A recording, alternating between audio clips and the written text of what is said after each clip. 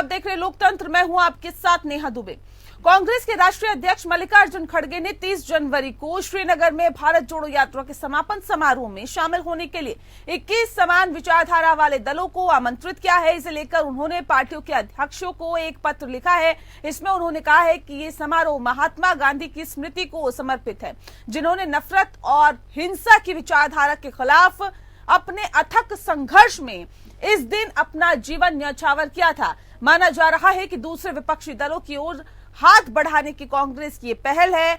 कुछ दिनों पहले एनसीपी चीफ शरद पवार ने भी कहा था कि राहुल गांधी नेशनल लेवल पर सभी विपक्षी दलों को एक साथ ला सकते हैं। इसी मुद्दे पर चर्चा करेंगे अपने खास कार्यक्रम लोकतंत्र में, लेकिन उससे पहले देखिए ये रिपोर्ट।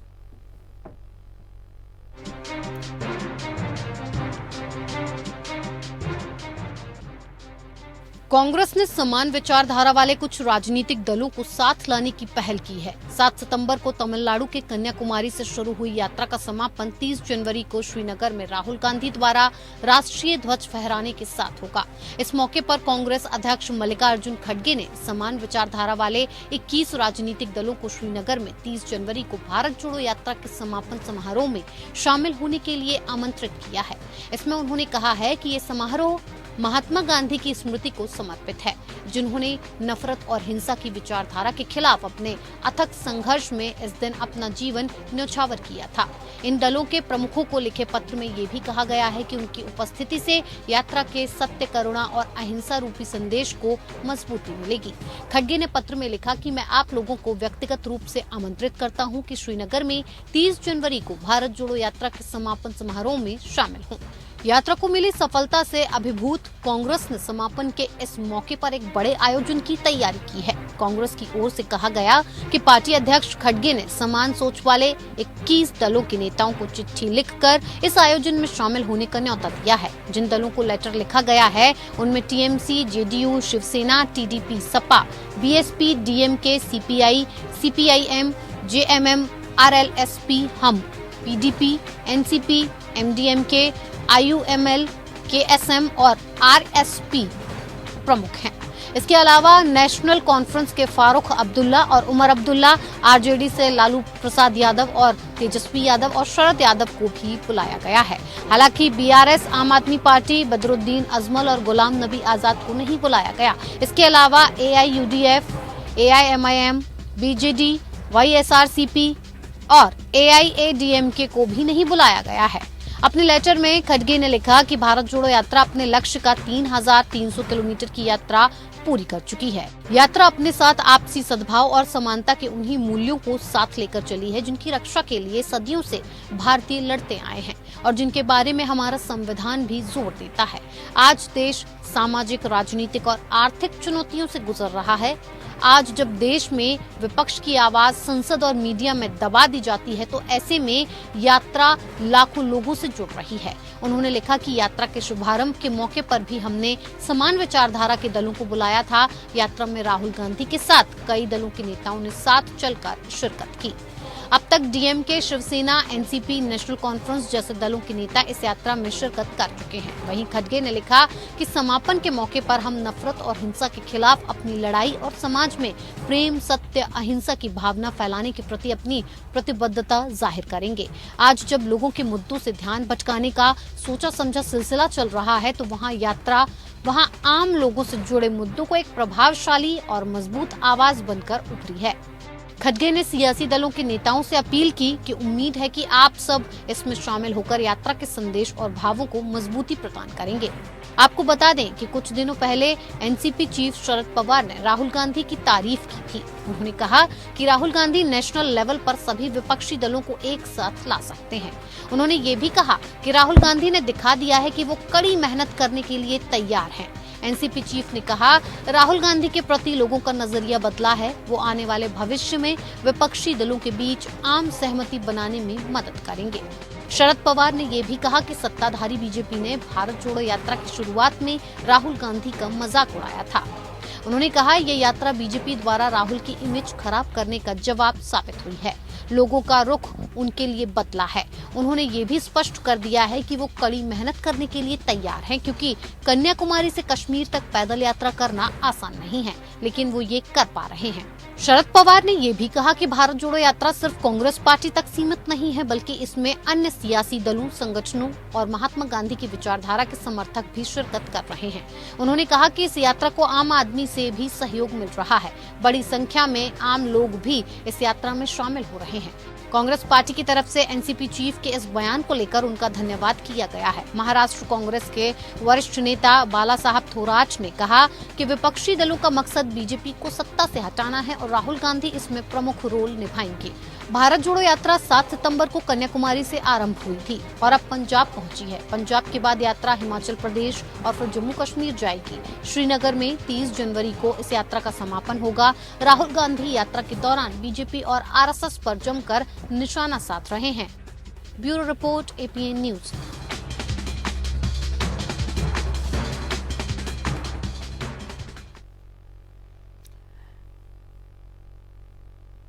तो कांग्रेस की नजर 2024 में विपक्षी धड़े की अगुवा बनने की है और ये बात यात्रा के दौरान अलग अलग राज्यों में राहुल गांधी के बयानों से साफ तौर पर साबित भी होता है, ये बात झलकती भी है। लेकिन ऐसे में क्या विपक्षी एकता का साथ मिल पाएगा, विपक्षी पार्टियों का साथ मिल पाएगा कांग्रेस को, या विपक्षी पार्टियां राहुल गांधी के साथ कांग्रेस पार्टी के साथ मंच साझा करेंगे, ये एक बड़ा सवाल है। इस विषय पे आज हम तफसील से चर्चा करेंगे। खास मेहमान हमारे साथ मौजूद है, उनसे आपका परिचय करा देते हैं।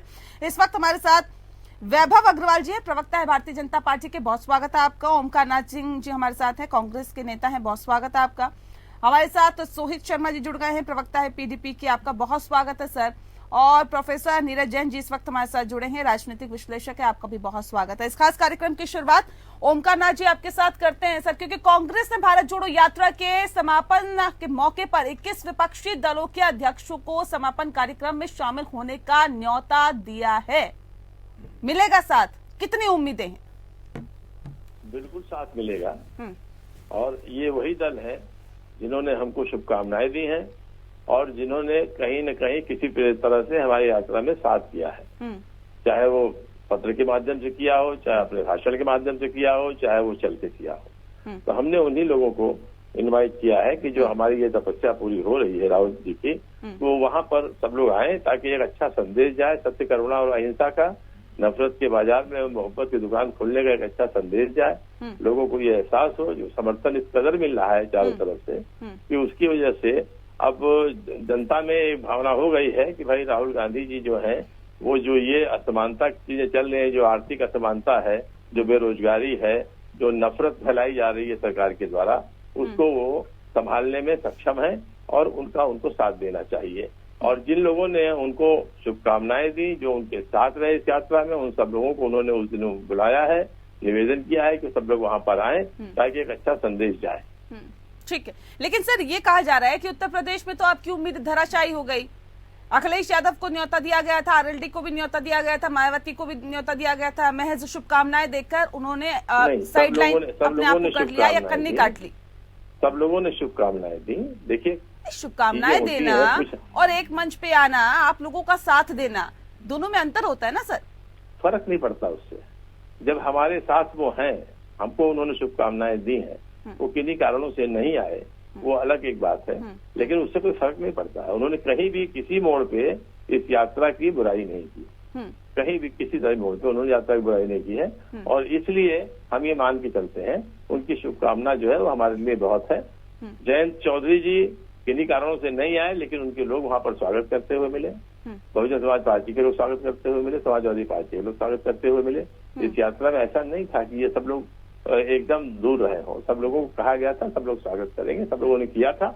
और ये बड़े नेता हैं, हो सकता है किसी कारण से ना आए हों, वो अलग बात है, लेकिन उनकी शुभकामनाएं और उनका साथ इस यात्रा अखिलेश यादव से पूछा गया, अखिलेश यादव से पूछा गया है कि आप भारत जोड़ो यात्रा में श्रीनगर में जाएंगे, राहुल गांधी की भारत जोड़ो यात्रा में शामिल होंगे, तो उन्होंने कहा इसमें अभी विचार नहीं किया। जबकि केसीआर की रैली के बारे में पूछा गया तो उन्होंने बोला कि हाँ मैं वहां जाऊंगा। तो सर ये चीजें क्या बताती है?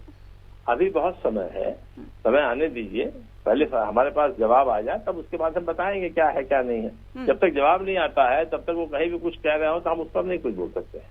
उनका जवाब आएगा ना, हमने एक पत्र लिखा उसका जवाब तो देंगे, और जब जवाब नहीं आएगा तो फिर हम देखेंगे क्या हो सकता है। ठीक है वैभव जी, विपक्षी एकता को एकजुट करने की कोशिश, तमाम विपक्षी पार्टियों को एक मंच पर लाने की कोशिश कांग्रेस पार्टी की तरफ से की जा रही है। भारतीय जनता पार्टी के लिए ये कितना बड़ा खतरा आप समझते हैं? क्या आपको लगता है कि ये विपक्षी एकता एकजुट हो जाती है या दिखाई देती है? कहते हैं बंद मुट्ठी लाख की खुल जाए तो खाक की। अगर ये बंद मुट्ठी हो जाती है तो सर क्या लगता है मुश्किलें बढ़ सकती है आपके लिए? देखिए नमस्कार मैडम, सबसे पहले तो मैं विरोध प्रकट करूंगा आपके चैनल पे ओंकार नाथ जी की पार्टी के खिलाफ कि उन्होंने हमें न्योता नहीं भेजा। ये कांग्रेस पार्टी विभाजन की राजनीति करती है, और जब भारत जोड़ो यात्रा है, क्या मैं भारत का नागरिक नहीं हूं? मुझे न्योता क्यों नहीं आया है?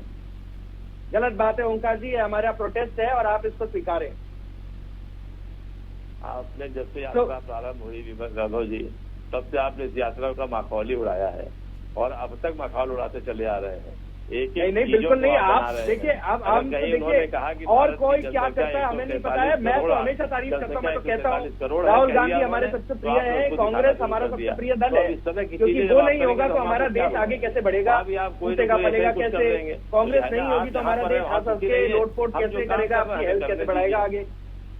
तो उसके बिना तो अपना कार्य ही नहीं चलेगा। तो अपन तो चाहते हैं कि भारत जोड़ो यात्रा आज भी चले, इलेक्शन के दौरान भी चले और इलेक्शन के बाद भी चले, और चलती रहे। धन्यवाद आपका, बहुत बहुत धन्यवाद। आप इस तरह शुभकामना देते रहिए, हमारे लिए यही बहुत है।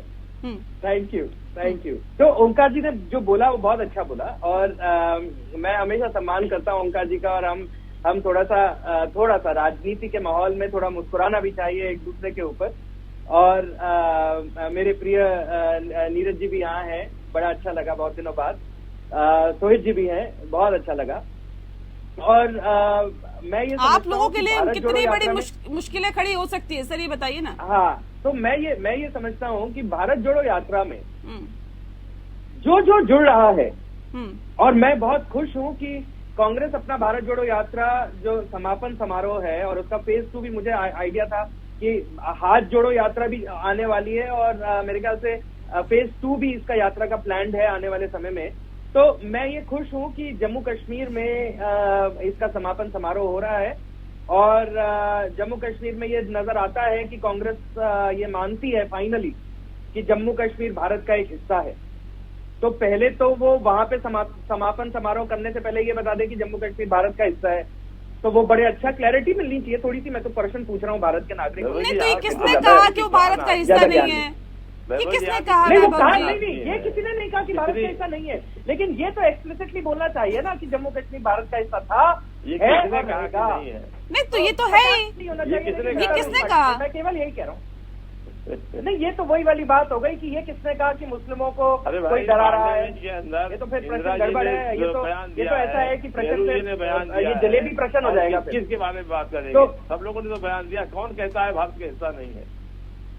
बहुत बढ़िया, बहुत बढ़िया। मैं सलाम करता हूं आपको, और बहुत बढ़िया, मेरे प्रिय हैं आप, और जम्मू कश्मीर भारत का हिस्सा है। मैं अच्छा लगा कि राहुल गांधी वहां से अपनी यात्रा का, भारत जोड़ो यात्रा का समापन समारोह वहां से करेंगे, क्योंकि वो फाइनली कांग्रेस ये मानती है कि अब हम देश को तोड़ना बंद करेंगे और अब हम भारत को जोड़ेंगे, ताकि ये तो कह रहे हैं आप लोग तोड़ते हैं। देश को तोड़ने की जिम्मेदारी तो भारतीय जनता पार्टी ने अपने कंधों पर उठा रखी है।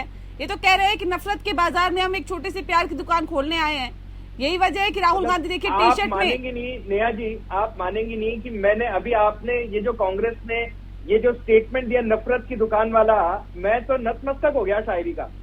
मतलब सुन के ही मजा आ गया कि बहुत दिनों बाद किसी ने ऐसा बोला जो दिल को। चलिए मानते हैं राहुल गांधी के अंदर भी दम है, वो भी आप लोगों पर कहीं ना कहीं भारी पड़ सकते हैं। ये नहीं बोला मैंने, ये नहीं बोला। मैं तो ये कहता हूँ राहुल गांधी में दम है भारत को हंसाने का, भारत को हंसने फूलते खिलाने का। तो मैं तो कहता हूँ भारत भाई में दम है।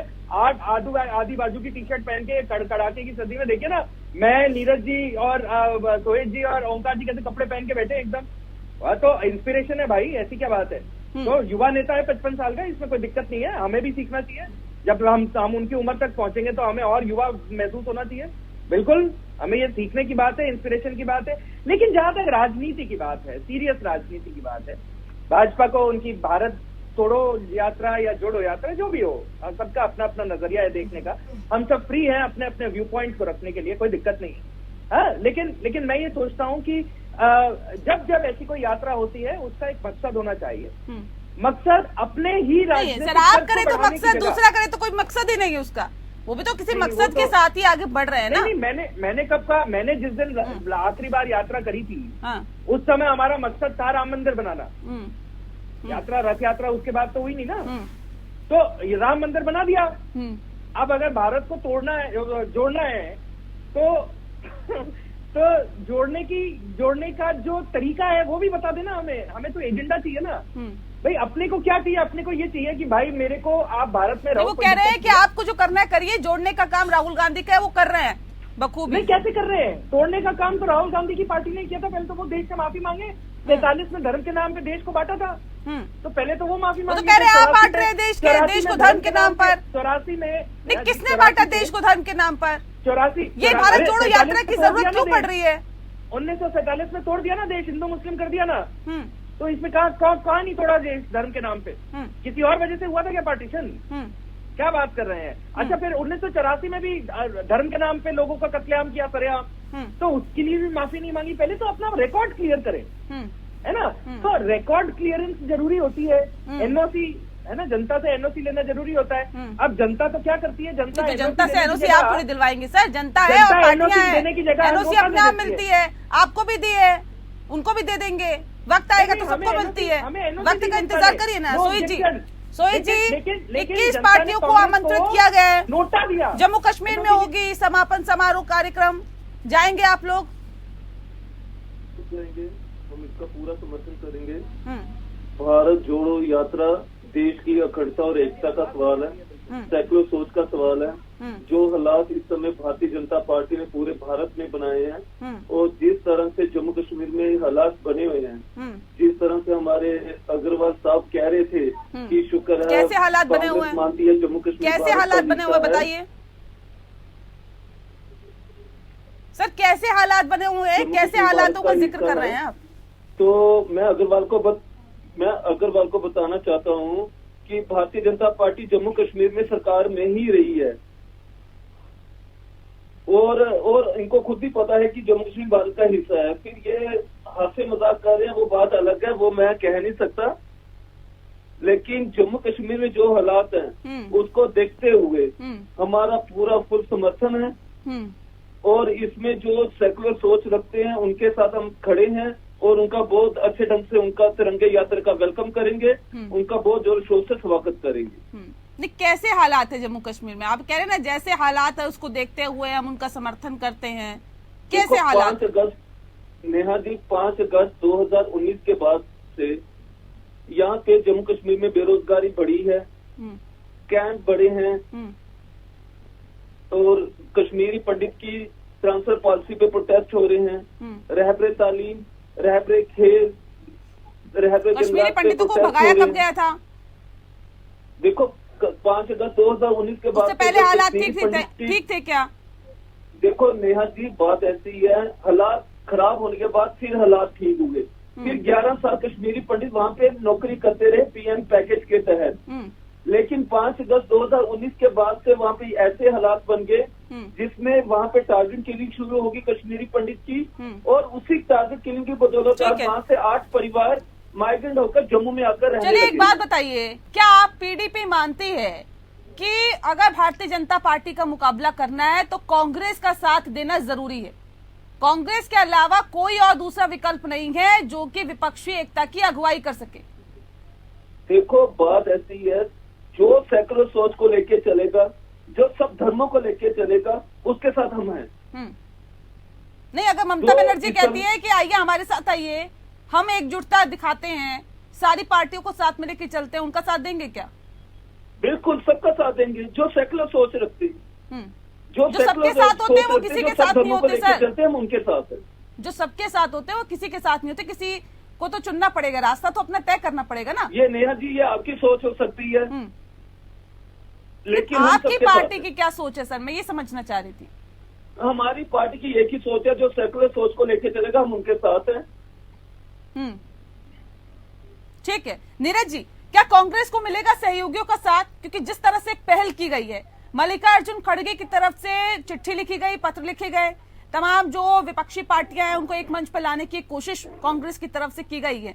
सर, ख्वाब तो सभी के जहन में पल रहे हैं प्रधानमंत्री बनने के, और ख्वाब देखना कोई गलत भी नहीं होता, लेकिन क्या वो ख्वाबों को दरकिनार करते हुए एकता की तरफ आगे बढ़ेंगे क्या? और ये कितना मुश्किल लग रहा है, कितना चैलेंजिंग है?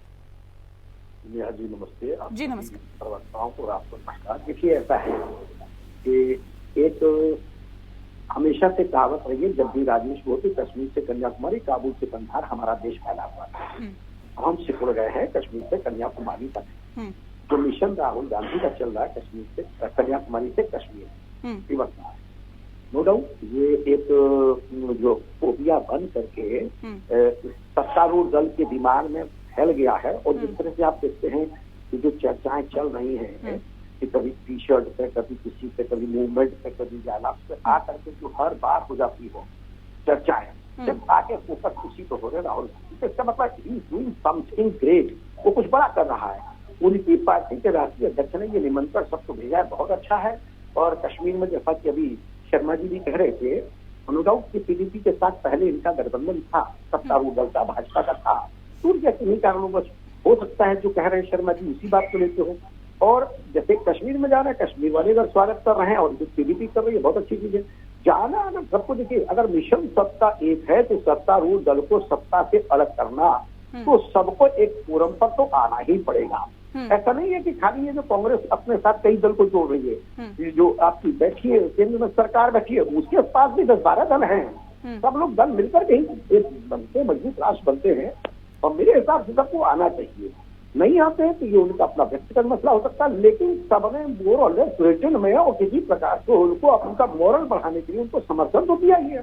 समर्थन को भी जैसे साइलेंट इज हाफ कंसेंट, ये माना जाता है कि साइलेंट इज हाफ कंसेंट, अगर शांत है तो ही माना जाता है कि समर्थन है। तो वो नेता जाए ना जाए वो अलग है, लेकिन उनकी पार्टी का समर्थन है। और इस वक्त देश को जो है, जो फेस कर रहा है, क्राइसिस फेस कर रहा है, बेरोजगारी, शुभकामनाएं देना कि ये माने कि समर्थन है। हाँ हाँ मैडम, बिल्कुल। हम देखिए, अगर हम किसी से राजी नहीं है, किसी के हम उससे चार्टर से, किसी के एजेंडे से हम इत्तेफाक नहीं करते हैं, तो हम उसको समर्थन भी नहीं देंगे। बिल्कुल, समर्थन और शुभकामनाओं में अंतर है ना। शुभकामनाएं तो सबको दे दी जाती है, इसके साथ साथ ये थोड़ी कहा जाएगा कि समर्थन भी दे दिया, और समर्थन दे दिया तो फिर उसमें शामिल होना चाहिए था ना। न्योता भी तो दिया गया था कांग्रेस की तरफ से यूपी में। कांग्रेस ने निमंत्रण देके अपना बड़ा दिल दिखा दिया, पराक्रम दिखाया।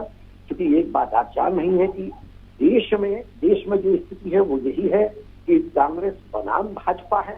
तो एक तरफ सारे सेकुलर पार्टी हैं, एक तरफ रूलिंग गवर्नमेंट है, और स्टेट के अंदर रीजनल पार्टी है। कश्मीर में पीडीपी है, यूपी में सपा है, और अलग अलग पार्टी है, ठीक है। लेकिन इन लोगों का खाली लिखित ही समर्थन आना, मैं समझता हूँ बहुत बड़ी बात है। और ये ऐसे नहीं दे सकते। क्या कभी किसी भी दल ने जो है भाजपा को समर्थन दिया लिखित रूप में? सपा ने या पीडीपी ने, किसी ने नहीं दिया। वो उनके व्यूज से एग्री नहीं करते। तो जहां जब आके कॉमन व्यूज एक हमारे टैली कर रहे हैं कि ठीक है हमको सेकुलर चाहिए कंट्री, और भारत जोड़ो यात्रा चल रही है सबको, क्योंकि कहीं ना कहीं मानसिक क्लेश तो जातियों में और धर्म में हुआ है पैदा, तभी तो ये भारत जोड़ो यात्रा की आवश्यकता पड़ी होगी। 80-20 का चुनाव आते ही आता है। जब मुद्दे से लोग हट करके 80-20 पर चर्चा करते हैं, तो ये देश के लिए बहुत बड़े दुर्भाग्य की बात होती है। और मैं कांग्रेस के प्रवक्ता जी से कहना चाहूंगा कि वैभव भाई को जरूर आप पर्सनली आमंत्रित कर दीजिए, चाहे किसी मंच से कर दीजिए। मैं तो गया था एक दिन कि मैंने कहा कि चलिए वो गाजियाबाद बॉर्डर पर पहुंचते हैं, कांग्रेस कार्यालय पे यहाँ गया था, बैठा रहा। आदमियों की संख्या इतनी थी कि 20-25 गाड़ियों की जरूरत पड़ती, 4 गाड़ी तो इसमें चुपचाप चला आया, क्योंकि उसकी किसी पार्टी का था नहीं। आई जस्ट वांट टू सी, ये पता चला बहुत सोशल मीडिया के जरिए से बहुत अच्छी यात्रा चल रही है, और मार्ग बराबर जुड़ रहा है, पॉजिटिविटी का देश है, इसमें कोई दो राय नहीं। ठीक है। ओमकार जी, अब सवाल ये भी है कि देखिए कांग्रेस विपक्षी दलों के अगवा बनने की कोशिश लगातार कर रही है, इसमें कोई दो राय नहीं है। जिस तरह से भारत जोड़ो यात्रा चल रही है, जिस तरह से राहुल गांधी एग्रेसिव मोड में दिखाई दे रहे हैं, लेकिन भारत जोड़ो यात्रा के दौरान राहुल गांधी के बयान क्या इसमें बड़ी रुकावट पेश कर सकते हैं क्या? क्योंकि कुछ दिनों पहले ही राहुल गांधी ने एक तुर्रा छोड़ दिया था और ये कहा था कि देखिए बीजेपी को सिर्फ हरा सकती है तो कांग्रेस पार्टी ही हरा सकती है, जबकि हाल ही में जो विधानसभा चुनाव गुजरात में हुए हैं, वो इसकी बानगी है कि आखिर गुजरात में किस तरह के हालात कांग्रेस पार्टी के हुए। भले ही हिमाचल प्रदेश में आपने फतह हासिल कर ली हो, लेकिन उसके बावजूद भी क्या इस तरह का एक वो रखना या इस तरह के बयान दे देना, इस तरह का अहम रखना, ये दिक्कतें क्रिएट कर सकता है क्या आप लोगों के लिए? मैं सबसे पहले नीरज जी की बात का जवाब दे दूं, जो उन्होंने मुझे निर्देश दिया है। निर्देश नहीं दिया। राहुल गांधी जी ने कई बार प्रेस कॉन्फ्रेंसेस में कहा है कि हमारे पास आरएसएस के लोगों के भी फोन आए कि वो यात्रा में शामिल होना चाहते हैं। मैंने उनसे कहा जो भी आए उसका स्वागत है। अब जहां तक रहे निमंत्रण की बात, तो चूंकि हमारे राष्ट्रीय अध्यक्ष निमंत्रण दे रहे हैं, तो मैं आपकी ये भावना और वैभव जी की नाराजगी दोनों ही वहां तक पहुंचा दूंगा, ये वादा करता हूँ। बाकी उनका प्रेरोगेटिव है कि वो देते हैं कि नहीं देते हैं। तो एक तो ये देखिए, राहुल जी का कहने का वो तात्पर्य नहीं है। देश में दो ही नेशनल पार्टी है, एक कांग्रेस और दूसरी बीजेपी, और कोई पार्टी नेशनल पार्टी नहीं है जिसका कि हर क्षेत्र में, हर राज्य में कुछ न कुछ असर हो, चाहे कोई भी चीज हो। लेकिन वहां पर चुनाव लड़ने की स्थिति में हर राजनीतिक जो क्षेत्रीय दल है वो वहां लड़ने की स्थिति से नहीं है। और केंद्र प्रकार अगर किसी को राष्ट्रीय दल की मान्यता मिल भी गई है तो उसकी वो स्थिति अन्य राज्यों में नहीं है जो एक राज्य में जहां पर वो रहने वाले वहां पर उनकी। तो ये चीज है, इसलिए उन्होंने इसको मद्देनजर रखा था कि जब भी लड़ाई होगी तो कांग्रेस और बीजेपी की ही होगी, उसी में लोग अगल बगल साथ में आएंगे, चाहे हमारे साथ आए चाहे उनके साथ जाए। और यही हो रहा है अभी तक। पीछे जितने भी चुनाव हुए हैं यही हुआ है। जब कांग्रेस की सरकार थी और कांग्रेस ताकतवर थी तो बीजेपी राष्ट्रीय अलायंस करती थी। नहीं, लेकिन सर ये भी कहा जा रहा है कि राहुल गांधी के ऐसे बयानों से तो ये लगता है कि राज्यों के लगातार सत्ता खोने के बावजूद भी कांग्रेस का रवैया जो है वो बदला नहीं है, और इसी तेवर पर कांग्रेस आगे बढ़ती रही तो विपक्षी एकता की बातें तो सिर्फ पानी का बुलबुला ही साबित होगी। नेहा जी, उन्होंने साथ में ये भी कहा कि जैसे यूपी है, यूपी में सपा बसपा मजबूत है। उन्होंने और भी पार्टियों के नाम लिए, वहां पे जनता दल के लिए कहा, राष्ट्रीय जनता दल के लिए कहा और बीजेपी जनता दल के लिए कहा। तो अन्य क्षेत्रों में जहां हमारे अलायंस मजबूत है वो वहां मजबूत है, उन्होंने उसको एडमिट किया। लेकिन जैसे मान लीजिए वही अलायंस जो है दूसरे राज्यों में उतना मजबूत नहीं है, तो नेशनल रूप में जो भी चीज आएगी वो तो दो ही पार्टियों के बीच में होगी ना। उनका कहने का मतलब ये, ऐसे किसी का अपमान नहीं किया, न किसी को उन्होंने कम करके आंका है। अगर वो राष्ट्रीय क्षेत्र में अपनी राष्ट्रीयता को स्वीकार करा लेते हैं लोगों से, अच्छी बात है, तो वो भी बन जाएंगे। तब हो सकता है कि उनके साथ भी लोग समझौता करें। तो लेकिन अभी स्थिति जो है वो ये है कि कांग्रेस और बीजेपी दो ही ऐसी नेशनल पार्टी हैं जिनके साथ में नेशनल इलेक्शन जो है, राष्ट्र का चुनाव जो है वो इन्हीं दोनों दलों के साथ मिलकर लड़ा जाएगा। कोई अलग से कोई दल बनना चाहे तो वो संभव नहीं है कि वो कुछ सफलता पाएगा। ठीक है, आप लोगों के लिए चुनौतियां बढ़ सकती है क्या वैभव जी? और क्या आपको लगता है कि अगर इस तरह की चीजें आके देखने के लिए मिलती है तो अपनी रणनीति में भी कुछ बदलाव करने की जरूरत पड़ेगी? नेहा जी, देखिए, जहां तक चुनौतियों की बात है, मैंने हमेशा से ये बोला है और हमने गुजरात के इलेक्शंस के बारे में भी बहुत बात करी थी और मुझे नीरज जी ने उस समय बताया था। एक डिबेट में तो नीरज जी थोड़े से नाराज भी हो गए थे कि अभी देखो आगे क्या समय होता है। मैं उस समय भी बड़े प्रेम से बोला था और ओमकार जी से भी बोला था। देखिए, भाजपा को चुनौती केवल भाजपा ही दे सकती है। नेहा जी, मैं ये कह रहा था, बड़ी सिंपल भाषा में मैं बोलूं कि भाजपा को हराने के लिए भाजपा ही हरा सकती है, क्योंकि भाजपा अपने स्वयं के कार्य को समीक्षा करती है, भाजपा अपने स्वयं के कार्य की बात करती है, भाजपा अपने स्वयं के कार्य को सही गलत मापदंड में जनता के बीच रखती है और स्वयं बोल के जनता से परमिशन लेके कार्य करती है। तो और कोई दल नहीं किया। अब जैसे मैं एग्जांपल दूं आपको कि 2014 से आज 2023 हो गई है। इस बीच कई इलेक्शन हुए, कई इलेक्शंस में मैनिफेस्टो हुए, कई इलेक्शंस में मैनिफेस्टो की हमने बात करी और कई इलेक्शंस में हमने केवल यही बोला कि देखिए, मैनिफेस्टो में अगर 10 आइटम दिए थे तो 10 में से 7-8 आइटम हमने कंप्लीट कर लिए, 2 छूट गए, तो हमें वापस आने का मौका दें। आप देखें, 25 साल अगर सरकार चलाने के बाद भी गुजरात में इतनी बड़ी जीत दी, तो आप सोचें कि भाजपा अपने आप से ही हार सकती है या जीत सकती है। और दूसरी बात, हिमाचल में जहां ठीक है सर, जीत ही देखनी है तो फिर जीत ही देखिए, लेकिन सीख तो उससे मिलती है ना कि जहां औंधे मुंह गिरते हैं, जहां हार मिलती है, सीखना तो वहीं से पड़ता है ना जहां पर हार का सामना करना पड़ता है। अब आप लोग नहीं देखना चाहते तो आप जीत की तरफ देखते हुए आगे बढ़िए। अब नेहा जी, नया जी, फिल्मी डायलॉग है कि मैं हार कर भी जीत जाता हूं, तो हिमाचल में मैं हार कर भी जीत गया, इसीलिए कांग्रेस ने आकर किसानों की बात करते करते 3 रुपए डीजल बढ़ा दिया। हमने तो नहीं बढ़ाया था, हमने तो बोला था हम कम करेंगे। खैर, तो और हिमाचल में ये मत सोचिए कि कांग्रेस की जीत है, कांग्रेस की जीत नहीं है हिमाचल में, भाजपा की हार है। भाजपा अपने आप से ही हारी है हिमाचल में, सबको पता है। नीरज जी को तो खासकर पता है, नीरज जी ने पहले ही बोल दिया था। तो इसमें कोई बड़ी बात नहीं है। और जहां तक आप भारत जोड़ो यात्रा की चलिए सर, अपने आप को सेटिस्फाइड करने के लिए कि चलिए हम किसी से नहीं आ रहे, अच्छा है, आप सोच सकते हैं, ये भी सोच सकते हैं। अजय जी का मैं रुक कर लेती हूँ। अजय जी, आज सवाल इस बात को लेकर है सर, 21 दलों को न्योता दिया गया कांग्रेस की तरफ से भारत जोड़ो यात्रा में शामिल होने के लिए। विपक्षी एकता के इस मंच पर जेडीयू जाएगी क्या? जरूर। कांग्रेस द्वारा जो राहुल गांधी का भारत जोड़ो यात्रा किया गया है, ये सांप्रदायिक ताकतों को दूर करने का एक बहुत बड़ा ही हथियार है।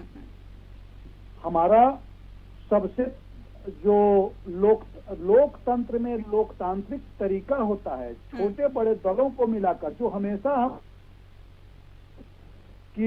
हम और विपक्षी एकता अब तक जाने को तैयार हैं। हम विपक्षी एकता सांप्रदायिक ताकतों को रोकने करने जा रहे हैं। तो राहुल गांधी की भारत यात्रा में किसी भी विपक्षी पार्टियों को जाने में कोई भी परहेज और गुरेज नहीं है, बल्कि अपने कार्यक्रम के आधार पे समय के अनुसार कार्यक्रम है। नहीं, ये कार्यक्रम में महज शामिल नहीं होना। अब अगर उनकी अगुवाई में क्या विपक्षी एकता को आगे बढ़ाते हुए आप देखते हैं क्या? क्या आपको लगता है कि अगर देश में चुनाव होगा तो साथ में मिलकर लड़ा जाएगा? प्रधानमंत्री के लिए अगर कोई नाम होगा तो राहुल गांधी का नाम आगे किया जाएगा, लगता है आपको ऐसा? देखिए नेहा जी, मैंने सबसे पहले आपको आपके माध्यम से पूरे देश की जनता को ये बतलाना चाहता हूँ कि लोकतंत्र की यही पराकाष्ठा है। मैं हमेशा इस बात को कहता रहता हूँ कि लोकतंत्र की पराकाष्ठा है। लोकतंत्र की सबसे बड़ी खूबसूरती है कि लोकतांत्रिक किसी भी पद के लिए 2, 4, 10 लोग उम्मीदवार हों। हर पार्टियों का अपना अलग अलग उम्मीदवार है। जो आगे चलकर अभी जो मुख्य उद्देश्य है, चाहे राहुल गांधी का उद्देश्य हो, किसी भी विपक्षी नेता का मुख्य जो उद्देश्य है वो सांप्रदायिक ताकतों को रोकना है, जो देश में सौहार्द देश की सौहार्द। लेकिन आप लोगों की तरफ से तो ये कहा जाता रहा है ना कि अगर कोई सांप्रदायिक ताकतों को रोक सकता है, कोई विपक्षी एकता की धुरी जमा सकता है, तो वो सिर्फ नीतीश कुमार है। नीतीश कुमार के सामने कोई नेता नहीं है। जी नेताजी, नेहा जी, मैं बात स्पष्ट करना चाहता हूँ कि लोकतंत्र में प्रधानमंत्री की जो नियुक्ति होती है वो सांसद द्वारा किया जाता है। हाँ। यानी धारा 75 भारतीय संविधान के अनुच्छेद 75 में स्पष्ट वर्णित है कि लोकसभा के बहुमत दल के नेता को आमंत्रित करता है। तो रही बात, अभी तो हमें विघटनकारी ताकतों को, सांप्रदायिक ताकतों को दूर भगाना है, विपक्षी एकता करके सांप्रदायिक ताकतों को दूर भगाना है। फिर आपसी सहमति से हमारे नेता ने कभी अपने आप को प्रधानमंत्री पद का उम्मीदवार नहीं बतलाया।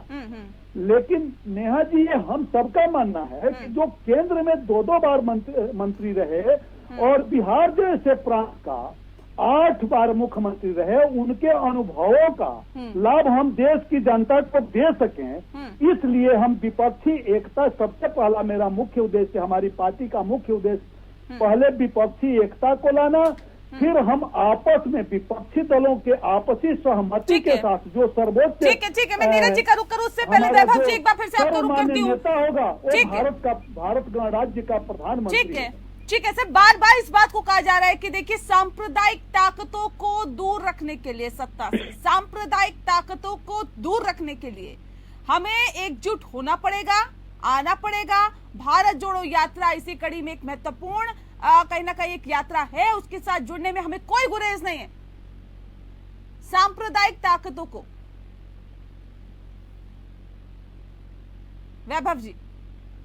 देखिए, अब जहां तक जेडीयू की बात है, देखिए जेडीयू पार्टी का मैं सम्मान करता हूं, अजय जी का सम्मान है और नीतीश जी का सम्मान है। मैं उनसे पिछले महीने मिला था एक अनौपचारिक रूप से और मुझे बड़े अच्छे लगते हैं, बहुत बढ़िया नेता हैं, उनसे बहुत कुछ सीखने को मिलता है। उनका संयम है, उनकी बातें हैं, उनका राजनीतिक एक्सपीरियंस है। लेकिन एक बात बताऊं मैं, जहां तक दल बल की बात है, जनता दल यूनाइटेड बिल्कुल एक बिन पैंदी के लोटे की तरह हो गया है, कभी उसके साथ तो कभी बाग पाग। तो वो क्या है कि अजय जी कितना ही प्रेम से बोल रहे हैं कि सांप्रदायिक ताकतों का ये है, और उनका एक पॉइंट बहुत वैलिड है कि हर पार्टी में होना चाहिए, जनता के पास चॉइस होनी चाहिए, नो डाउट अबाउट इट, जनता अपने आप चुनना चाहिए, बिल्कुल ठीक कह रहे हैं। लेकिन जहां तक सांप्रदायिक ताकतों की बात है, वो हम इसलिए भी बोलते हैं कि कांग्रेस का जो चाइना के साथ रोल है वो बिल्कुल अनक्लियर है, उस पर कभी कोई क्लैरिटी नहीं मिली है। पिक्चर्स सामने आई हैं, चाइना एम्बेसडर पाई के साथ सामने आई हैं, चाइना की रूलिंग पार्टी के साथ कांग्रेस का एक MOU है, फिर आप पाकिस्तान के साथ देख लें, फिर वो नवजोत सिंह सिद्धू देख लें। इसमें कोई दो राय नहीं है, पंजाब में कोई दो राय नहीं है सर कि विपक्षी एकता अगर एक साथ आएगी तो विपक्षी दलों का वोट बैंक आपके वोट बैंक से कहीं ज्यादा है, वोट परसेंटेज आपके वोट परसेंटेज से कहीं ज्यादा है। नहीं, अगर आप कहें कि तब भी हिंदुस्तान में बीजेपी का मुकाबला बीजेपी से है तो सर ये आप कह सकते हैं, आप अपनी बातों को ऊपर रख सकते हैं, इसमें कोई दो राय नहीं है। लेकिन जो आंकड़े बताते हैं वो तो यही बताते हैं सर कि आप लोगों के लिए फिर दिक्कतें बढ़ सकती है। देखने का नजरिया गलत है। अगर नेहा जी, अगर आपका नजरिया सब सही होगा, बाकी दल भी होंगे, वो सारे राष्ट्रीय दल आए थे। उस समय गठबंधन में इनके साथ कई पार्टियां थी। आज बीजेपी के पास कोई गठबंधन की पार्टी नहीं रह गई, केवल इनके पास झांसा रह गया। अजय जी, अब मैं ये बताना चाहूँ, नेशनल डेमोक्रेटिक अलायंस NDA में आज भी कह रहे हैं कि हमें बीजेपी की, क्या कह रहे हैं आपके द्वारा कहा जा रहा है कि बीजेपी का जो भी यूपीए में कितने दल है, ये मानने को हम तैयार नहीं है।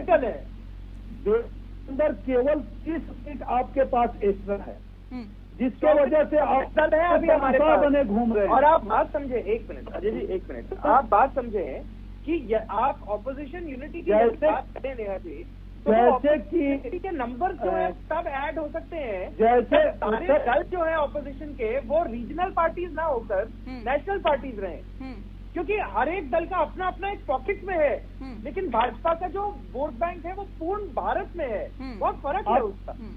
और हमारे जो पूरे भारत बाकी क्षेत्रीय जो पार्टी है सबका अपने अपने राज्यों में वोट बैंक है। नहीं, आप ये क्यों भूल रहे हैं कि भारत में आपके भी 2 सीट उसे दरकिनार किया जा सकता है क्या? इस बात को क्यों भूल रहे हैं? लोकसभा चुनाव तो वो भी लड़ते हैं sir, Congress party, national party साथ में उनके हैं, तो फिर तो आप लोगों के लिए दिक्कतें बढ़ सकती है। लेकिन ठीक है नीरज जी जनता है, हाँ ठीक है नीरज जी, देखिए ये विपक्षी एकता की बातें हर बार गढ़ी जाती है, हर बार कही जाती है, लेकिन विपक्षी एकता दिखाई नहीं देती सर धरातल पर। कई बार बैठकें हुई, कई बार विपक्षी दलों की बैठक हुई, एक सुर मिलाने की कोशिश की जाती है, लेकिन फिर एंड में अपनी ठपली अपना राग। क्या लगता है इस बार ये जो कोशिशें की जा रही है वो कामयाब होगी क्या?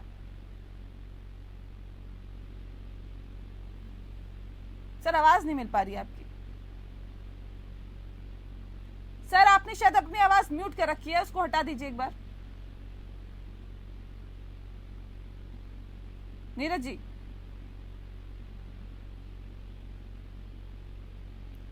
आपकी आवाज हम तक नहीं पहुंच पा रही। चलिए, लगता है एक बार फिर से आपसे कांटेक्ट करने की कोशिश करनी पड़ेगी, एक बार फिर से कनेक्ट आपको करते हैं। ओमकार नाथ जी, ये कोशिशें तो सर लगातार की जाती रही है, इससे पहले के चुनावों में, उससे पहले के चुनावों में, या फिर अगर हम इतिहास को भी देखें तो अगर विपक्षी खिचड़ी सरकार बन भी जाती है तो उसका भविष्य बहुत अच्छा नहीं होता। क्या लगता है? आपकी बात का जवाब देने के पहले मैं अपने मित्र वैभव जी की बात पर चिंता व्यक्त करता हूँ। उनके लिए मुझे तो खुशी है, क्योंकि वो घबराए हुए हैं कि भारतीय जनता पार्टी जो है वो अपनों से ही हारेगी। तो क्या इनके यहाँ कुछ बगावत के सुर शुरू हो गए हैं जो भाजपा को भाजपा ही हरा सकती है? तो इसलिए मुझे थोड़ा सा इनके लिए चिंता हो रही है। और मुझे तो खुशी है कि अगर ऐसा कुछ हो रहा होगा तो विपक्षी दल को ताकत मिलेगी। देखिए, एक चीज मैं आपको बता दूं, ये यात्रा के बारे में आपने प्रश्न छेड़ा था। ये यात्रा देश को जोड़ने के लिए है, बेरोजगारी को खत्म करने के लिए है, आर्थिक असमानता को दूर करने के लिए है, गरीबी को दूर करने के लिए है, और शिक्षा का विकास करने के लिए है, स्वास्थ्य चिकित्सा का विकास करने के लिए है, ताकि लोग कायदे से रहें, डर खत्म हो। जिस तरह से जुडिशरी पर कब्जे की बात चल रही है, जिस तरह से संस्थाएं कब्जे में ले ली गई हैं। राहुल गांधी भी ये डर कहते हैं, आप लोग भी फिर वही डर कहते हैं। नेहा जी सुन लीजिए, आज ही अखबार में निकला है, आज ही की बात कर रहा हूँ। हाँ। ये बहुत चिंता का विषय है कि संवैधानिक पदों पे बैठे हुए टॉप क्लास लोग, जिसमें हमारे वाइस प्रेसिडेंट जो चेयरमैन है राज्यसभा के, लोकसभा के स्पीकर, राजस्थान में जयपुर में प्रिसाइडिंग ऑफिसर्स की कॉन्फ्रेंस में विधान परिषद के स्पीकर और चेयरमैन की कॉन्फ्रेंस में कहते हैं कि सुप्रीम कोर्ट जो है वो अपने जुरिडिक्शन से बाहर जा रहा है। ये बात अगर इतने बड़े मुख से निकले तो चिंता का विषय हो जाता है। अगर उनको कुछ आपस में टकराव है तो कमरे में बैठ के उसको समझ के उसको दूर कर सकते हैं। जनता के सामने जब आप इस तरह की बात करेंगे और समझ लीजिए कि आप सही हैं और आपने कोई ऐसी बात कर दी, तो जनता यही सोचेगी कि आपने दूसरे अंग को दबा लिया। इस संविधान में 3 अंग अलग अलग इंडिपेंडेंट है, कार्यपालिका, न्यायपालिका, विधायिका, और सबके कार्यक्षेत्र बचे हुए हैं। अगर कोई किसी में हस्तक्षेप कर रहा है तो ये तीनों लोग इतने संपन्न और इतने योग्य और इतने विद्वान हैं कि एक कमरे में बैठ के अपनी चीजों को दूर कर सकते हैं। ये समाचार पत्रों में दे रहे हैं। इस तरह की चिंता का विषय है। इसी को दूर करने के लिए, इन्हीं सब चीजों के लिए यात्रा चल रही है। ये नहीं होना चाहिए। अगर ये हो जाएगा तो हम तो कहीं खड़े ही नहीं हो पाएंगे। जनता हम पर कैसे विश्वास करेगी कि ये इतने बड़े बड़े लोग आपस में लड़ रहे हैं। ये चिंता का विषय है। तो इसलिए हमने इस यात्रा को किया है, और अकेला ही चला था 92 मंजिल की तरफ। लोग मिलते गए और कारवां बनता गया, और कारवां ऐसा बना कि लोग लाखों की संख्या में पीछे पीछे चल रहे हैं। और हमें 21 दलों का सहयोग भी प्राप्त हुआ। हमने उनको निमंत्रण भी दिया है, वो सब लोग आएंगे। ममता बनर्जी आ रही है क्या? ममता बनर्जी आ रही है? बिल्कुल आएंगे। हमने निमंत्रण दिया तो बिल्कुल आएंगे। आप अभी से कैसे मान लेती कि नहीं आएंगे? नहीं, मैं तो आपसे पूछ रही हूँ सर, मैं कौन सा मान रही हूँ कि हमने निमंत्रण दिया है तो जरूर आएंगे। अखिलेश यादव ने हालांकि कुछ बोला नहीं, इसलिए मैं ये सवाल मैंने आपसे किया कि ममता बनर्जी भी आ रही है। वो बोलेंगे, सब लोग बोलेंगे। अब वहाँ नहीं बोलना चाहते होंगे, जहाँ बोलना होगा वहाँ बोलेंगे। ठीक है। नीरज जी, आवाज मिल पा रही है आपको? सर मेरी आवाज सुनाई दे रही है? आपकी आवाज आ रही है। सवाल वही जिस बात का जिक्र मैं कर रही थी कि कई बार कोशिशें की गई है विपक्षी एकता की, लेकिन इसका इतिहास भी खराब रहा है। भविष्य कैसा रहेगा कुछ कहा नहीं जा सकता, लेकिन कोशिशें इस बार पूरी की जा रही है। देखिए, कोशिशें तो नेहा जी बिल्कुल की जाएंगी, और लोग जुड़ रहे हैं, जैसा आर्या सिंह जी ने भी कहा और ये भी कह रहे हैं जी। और यकीन मानिए ये जुड़ रहे हैं लोग, चाहे शुभकामना के द्वारा चाहे किसी द्वारा। सत्तारूढ़ दल इसीलिए बहुत परेशान है। और मैं बार बार कह रहा हूँ, एक आपको उदाहरण देता हूँ छोटा सा। इमरजेंसी के बाद क्या हुआ था, तब कांग्रेस की गवर्नमेंट थी। इमरजेंसी के बाद इंदिरा गांधी जी को भी राजनाथ ऐसे व्यक्ति से अपनी प्री कॉन्स्टिट्यूएंसी चुनाव हारना पड़ा था। हार गई जनता पार्टी, सत्ता में आई। बहुत एक छोटे सी बात बता रहा हूँ। और 27 महीने वो उनकी जनता दल की सरकार नहीं रह पाई। और गई क्यों दोबारा इंदिरा गांधी जी क्यों आ गई? इसलिए आ गई कि जनता दल में सब काम के अलावा बस यही था, इंदिरा गांधी इंदिरा गांधी इंदिरा गांधी इंदिरा गांधी। मैं क्यों कह रहा हूँ कि ये जो सरकार बैठी है केंद्र में, इस वक्त इसको देश की कोई समस्या समझ में नहीं आ रही। चाहे बेरोजगारी है, चाहे महंगाई है, चाहे महिलाओं की सुरक्षा है। अभी दिल्ली में अंजलि का जो कांड हो गया उसकी हम चर्चा ही नहीं कर सकते। जिस तरह से ब्रूटल मर्डर उसका हुआ है, अब उसकी हम क्या करें? तो ये कभी राहुल गांधी की टी शर्ट, कभी कुछ सिर्फ राहुल गांधी राहुल गांधी राहुल गांधी। और जिस तरह से इन्होंने इंदिरा गांधी करके अपोजिशन वालों ने इनको दोबारा इंदिरा गांधी को ले आए थे, मुझको लग रहा है कि वही हिस्ट्री रिपीट हो रही है। राहुल गांधी करके और उसको राहुल गांधी को सत्ता में। ठीक है, वैभव जी से पूछ लेते हैं। वैभव जी, ऐसा है क्या, कोई मुद्दा नहीं है आप लोगों के पास सिर्फ और सिर्फ राहुल गांधी को कोसने के अलावा, जिस बात का जिक्र अभी नीरज जी कर रहे थे?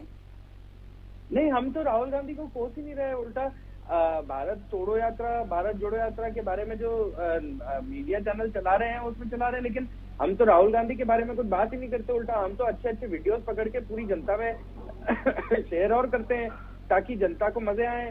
तो हम तो कोसते थोड़ी हैं, हम तो तारीफ कर रहे हैं कि देखिए कितना अच्छा बोल रहे हैं। राहुल गांधी तो कह रहे हैं कि आप लोगों ने करोड़ों रुपए पानी में बहा दिए हमारी इमेज खराब करने के लिए, भारतीय जनता पार्टी ने। अरे करोड़ों रुपए पानी में बहा दिया, हम क्यों बहाएंगे किसी की इमेज? किसी की इमेज खराब ही खुद ही इतनी खराब है कि पुजारियों को पुजारी नहीं रखा, तपस्वियों को तपस्वी नहीं रखा, ठीक है। तो कभी पग पहनने के लिए उसके कलर की ब्रांडिंग क्या होनी चाहिए वो डिस्कशन आ जाता है, कभी पाकिस्तान के वीडियो आ जाते हैं, कभी कोई, तो हमें करने की क्या जरूरत है? ये तो ऑलरेडी चल ही रहा है, ये तो जनता कर रही है, हमें कोई पैसे लगाने की जरूरत थोड़ी, हमारे पास वैसे ही पैसे नहीं है, हम तो खुद डोनेशन पे चलते हैं, तो इसमें कोई वो दिक्कत ही नहीं है। हम तो कहने को कोई बात नहीं, नीरज जी अपने बड़े हैं, सम्मानीय हैं, कोई दिक्कत नहीं है, वो उनके विचार हो सकते हैं, बट मैं आपको बता रहा हूँ हमारे वहाँ मुद्दे जो हैं, जो जनता से जुड़े हुए मेन मुद्दे हैं, जो विकास के मुद्दे हैं, उन पर आप लोगों का फोकस नहीं है। इतना बौखला गए हैं आप लोग भारत जोड़ो यात्रा से, इतने डर गए हैं आप लोग भारत जोड़ो यात्रा से, या तो दिन रात राहुल गांधी दिखते हैं, या फिर उनकी टी शर्ट दिखती है, या फिर वो भारत जोड़ो यात्रा को कोसना दिखता है, या फिर उनकी इमेज कैसे उस पर बट्टा लगाए, यही सपने आते हैं आप लोगों को।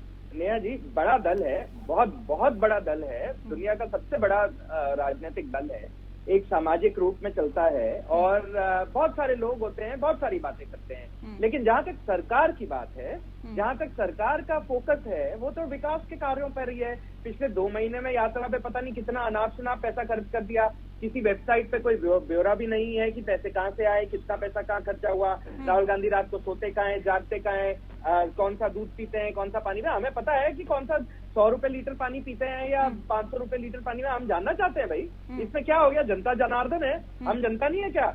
मुझे अच्छा लगता है मेरा नेता क्या खाना पीता है, क्या ओमकार जी जवाब दे दीजिए, इसमें क्या हो गया? ओमकार जी बता दीजिए कौन सा पानी पीते हैं, कहाँ रहते हैं, कैसे सोते हैं, क्या करते हैं? 2 महीने में ये एनर्जी कहाँ से आ रही है कि इतनी भीषण ठंड में टी शर्ट में घूम रहे राहुल गांधी? ये लोग तो हमेशा यही सब कहते रहेंगे और करते रहेंगे। आपको बताया, इन्होंने कहा था कि अब ब्रेक हुआ है, अभी चले जाएंगे पेरिस, वहाँ जाके रहेंगे, इटली चले रहेंगे, और 31 तारीख को उन्होंने प्रेस कॉन्फ्रेंस की, तो अब इनकी बातों का क्या जवाब दें? ये जवाब देने वाली हमारी बात से डर गए, पानी कौन सा पीते हैं, खाना कौन सा खाते हैं, रास्ते में जहाँ पर ढाबा होता है वहीं बैठ के चाय पी लेते हैं। अरे जो जनता पानी पीती है वो भी वही पानी पीते हैं, कोई ऐसा कौन सा उनके लिए पानी विदेश से आता है? जो यहाँ का बिस्लरी है वो भी पीते हैं। सवाल इस बात का, देखो आ गया बिस्लरी पे आ गया ना, मैं तो अफोर्ड नहीं कर सकता बिस्लरी, मैं तो नल के। अरे सर आप नहीं कर सकते, मुझे मालूम है, आप जिस गाड़ी मैं तो नल के से पीता हूँ पानी भाई साहब, लाखों बिस्लरी आ जाए। हमारे नेता कैसे हो भाई साहब? आप जिस गाड़ी में चलते हैं उसमें कई बिस्लरी आ जाए महाराज, ये बस समझाइए। ठीक है, और आप जानते हैं पानी का होता है, इतनी बड़ी यात्रा है, कहीं पानी का व्यवस्था तो उनको करनी पड़ेगी ना। नहीं बिल्कुल बिल्कुल होनी चाहिए, बिल्कुल साफ सफाई का ध्यान रखना चाहिए। इतनी नफरत है, पानी भी न पी लेते आप? नहीं नफरत नहीं है, मैं केवल ये कह रहा हूँ कि एक नागरिक होने के नाते ब्यौरा तो पता चलना चाहिए ना भाई। हाँ तो सर पता चलना चाहिए। और प्रधानमंत्री नरेंद्र मोदी कौन से मशरूम खाते हैं ये भी बता दीजिए ना। प्रधानमंत्री नरेंद्र मोदी कहाँ के मशरूम खाते हैं ये भी बता दीजिए। मशरूम क्या खाते हैं, कपड़ा क्या पहनेंगे, ये हम नहीं सब चीजें होती है ना सर, सब चीजें होती है। सत्ता चलाने वाला, देश की सत्ता चलाने वाला आदमी इतना चिंतित है कि आदमी पानी कहाँ से पी रहा है, तो ये तो शर्म की बात है, क्योंकि देश की सत्ता चलाने वाले को तो मालूम है पानी कहाँ से आ रहा है। एक एक करके बोलिए। अजय जी बोल रहे हैं, फिर मैं लौटती हूँ। मन की बात करते करते देश की जनता इनसे आदित आ चुकी है। अब 2024 में इनकी तय है और इनके साम दाम दंड विभेद कोई काम आने वाला नहीं है। ये सत्ता से बाहर होने वाले हैं और विपक्षी एकता के साथ जो विपक्ष का नेता होगा वो भारत राज्य का प्रधानमंत्री बनेगा 2024 में। इस देश की जनता ने। चलिए सर, बातों में तो एकता दिख रही है, लेकिन ये धरातल पर साबित होती है नहीं होती, इस पर सभी की निगाहें हैं, क्योंकि विपक्षी एकता होगी तभी विपक्ष मजबूत होगा। अभी बिखराव की स्थिति है, लेकिन क्या ये एकता में कन्वर्ट होगी, इस पर सभी की निगाहें। बहुत शुक्रिया। जी जी जी जल्दी से। देखिए, राहुल गांधी जी ने कई बार कहा है कि वो प्रधानमंत्री के कैंडिडेट नहीं, वो विपक्ष को एक करना चाहते हैं, इस सरकार को हटाना चाहते हैं, और ये उनका प्रयास है। अभी तो प्रधानमंत्री पद के लिए किसी ने कुछ कहा ही नहीं, ना तो नीतीश जी कह रहे हो प्रधानमंत्री कैंडिडेट है, ना वो कह रहे हैं। हाँ, उनकी पार्टी के लोग चाहते हैं वो बने, हमारी पार्टी के लोग चाहते हैं कि राहुल जी बने, तो वो एक अलग बात है। लेकिन जितने बड़े नेता हैं, अभी कोई ये नहीं कह रहा है कि हम प्रधानमंत्री की कैंडिडेट हैं। सबका ये एम है कि किसी तरह से सब लोग एक हो, और सब लोग एक हो गए। तैयारी तो 2024 को लेके ही चल रही है, इसमें भी कोई दो राय नहीं है। प्रधानमंत्री कौन होगा, कौन नहीं होगा, किसकी सरकार बनेगी, किसकी सरकार नहीं बनेगी, ये जनता किसको पसंद करती है, सर ये आने वाला वक्त बताएगा। बहुत शुक्रिया आप सभी मेहमानों का हमारे साथ इस खास चर्चा में शामिल होने के लिए। लोकतंत्र में फिलहाल इतना ही। नमस्कार।